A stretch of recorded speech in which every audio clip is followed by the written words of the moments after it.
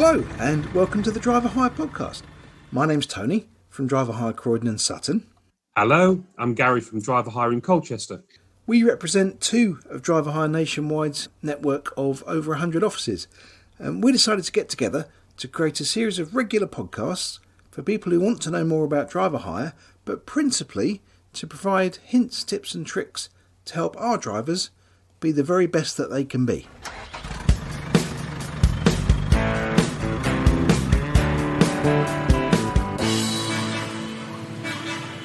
Hi Gary, how you doing? Very well, Tony. Good to speak to you again. I'm looking forward to making episode 1 and we'll see how it goes. Yeah, absolutely.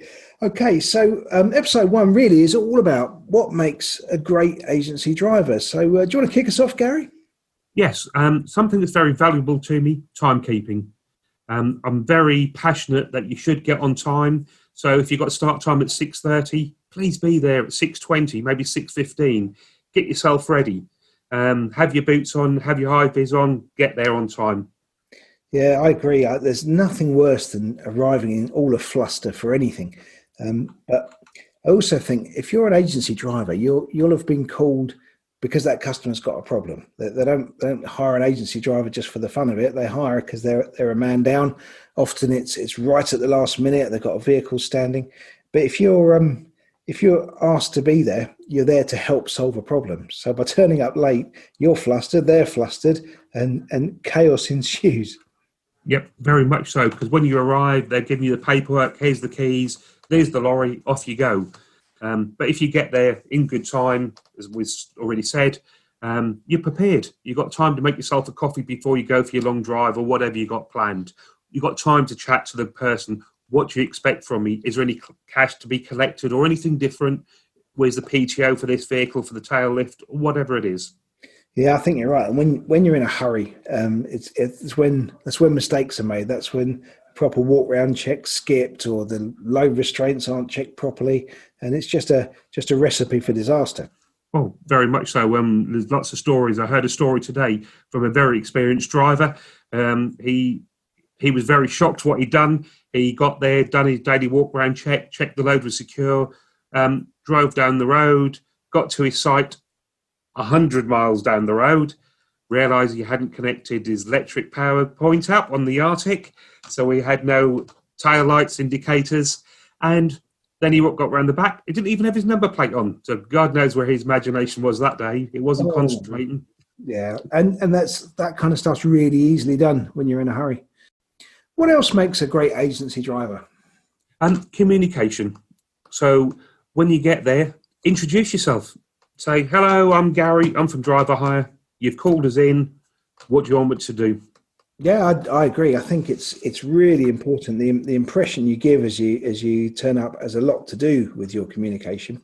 But I think it's also communication throughout the job, because things all happen. Things all change throughout the day, and it's always good for the customer you're working for to know that things are going well, or if there's a potential problem, to phone in. But also, I think it's really good to phone in if you're unsure. So if your first day in that job, you've got a delivery point, you're not certain about a delivery, which paperwork, which whatever. I would say just make the call. I don't know any one of my customers that wouldn't prefer that you checked rather than making a mistake. Yeah, very much so. But leading on from that, a good way to make it even better is when you've done your last delivery, phone them up. Do you want a collection on the way back? Makes you look better, makes you look more professional and keen. And I think that driver's keen. Well, I have him back. Yeah, I agree. I think it's all too easy to think there's a problem if you phone in to the traffic office during the day. But proactivity like that will always be appreciated by our customers. I don't even mind if they can't get hold of the client, they phone us so we can communicate with the client as well. Because we don't want them driving down the road on the phone, but we might pass that information. My driver's tip for you, he's on his way back. Do you want him to do anything else? So we keep the whole system flowing. Yeah, that's good. It's kind of within that, but my biggie of what makes a great agency driver is don't assume ask questions. I may have once told you before of some of the mistakes I've made, Gary, but back in the day, we were both drivers. Early 90s, I got my first Class 1 driving job to do some continental work. Do you remember those big old Renaults? I think it was the Renault Major cab, same as the Ford Transcontinental. Do you remember those with a gearbox with a slap through in the middle to high range, and then the splitter on it as well? So 18 gear gearbox. I've got to interrupt you there because that's a hard gearbox to use, and there's not many people can still do it. Well, once you're used to it, it's absolutely fine. But obviously at the time, I wasn't used to it. And this is my big mistake, because I thought it showed some kind of weakness to go in and say, can somebody show me how to use this gearbox? I've not used it before. But why would I have used it before if I'd driven other vehicles that didn't have that type of gearbox? So I managed to bluff and bumble my way out the yard. Fortunately, the trailer was empty, but I drove from just outside Heathrow to Fleet Services on the M3 in high range, because I didn't know what I was doing. And I was getting near to Fleet Services, stop-start, rush hour, motorway traffic, and this acrid smell coming from the lorry. I pulled into Fleet Services, and guess what that acrid smell was? Your clutch? Yes, absolutely. Luckily, I didn't destroy it. But I found another driver and asked the question. He showed me, and it was so simple once he showed me how to do it. But I could have asked anybody at the yard, but I was just too embarrassed to do so. I don't know any one of my customers that would rather that one of my drivers wrecked a clutch than asked a question.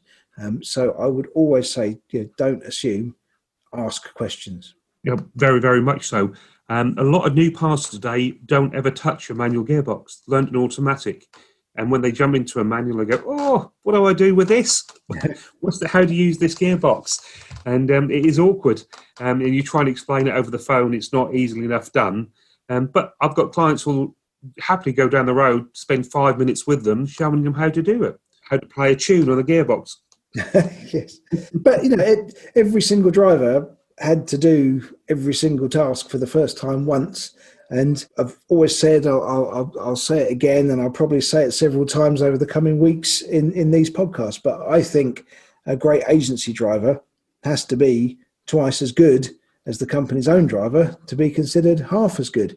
And having the ability to drive a wide range of different vehicles and understand different load types, restraints, bodies on the vehicle, all those different things, but you only get to know if you ask the questions.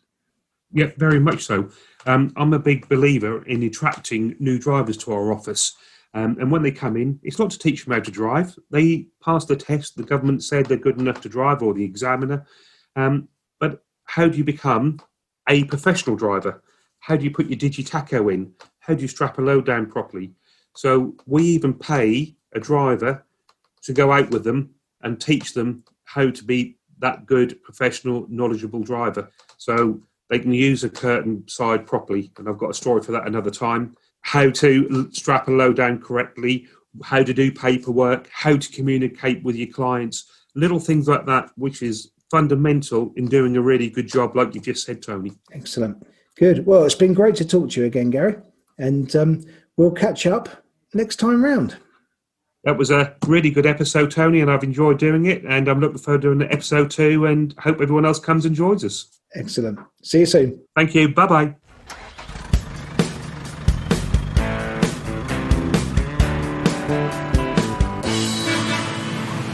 You've been listening to the Driver Hire Podcast, and thank you very much. And as goodbye from myself, Gary Richards at the Colchester office. And from me, Tony Goacher from the Croydon Sutton Office.